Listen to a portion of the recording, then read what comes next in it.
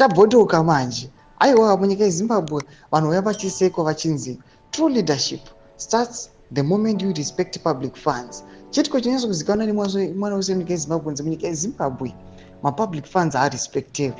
Mataxes anobhadharwa nevanhu anyatso kuzikanwa kunzi they are just dishing mari mumaoko evamwe vanhu vari kuonekwa kunzi they are just enriching themselves. Sana penda mashoko anyatso kuonekwa kunzi aiwa nyika yeZimbabwe yakatukwa. Vanhu vaita sanyika yeZambia vachinoti akaita Hichilema which kuti subscribe or like out on the bell icon. Tipinda mukhozi wamudanyura achiti some of the good works by Zambian government. The Zambia solar power project is now at an advanced stage. Well done, President Hakainde Hichilema and the entire nation of Zambia.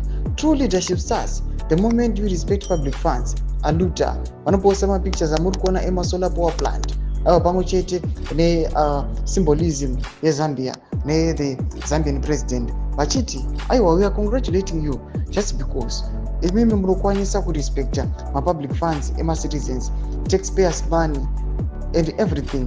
Munouya munyatso kumiririra the will of the people, aiwa musika violate their rights. Vari kuona kuti munyika yeZimbabwe tichiona nhau ichipostwa nevanhu vekozwa zvamodza kuti vanhu vekozwa vanengori vanhu the children of Zimbabwe War Veterans Associations vanoexposa corruption. Panguva ino tiri kuona kuti vanyatotageta the regime yavari kuti the regime panguva ino iri kukonzeresa massive suffering noda kuti haisi kutarisa zvido zvevanhu. Iyi regime iringori concerned neself enrichment pamwe chete nekuluta maresources. Panapo vachiya vachibringa this issue on the table, they are just telling the regime kuti aiwa tinoziva kuti mune capacity and munotokwanisa kutoita development yakanyanyisa munyika yeZimbabwe, but the fact yekuti you do not respect the taxpayers money ndozviri kukonzeresa all this drama munyika yeZimbabwe. Maroads amuri kuona ane mascratches, people they are dying each and every day. Tiri kuona kuti mumahospitals muzvikoro hatichatauri zvitiko zvinyatso kuonekwa kunzi munyika yeZimbabwe aiwa munyatso kuda transformation.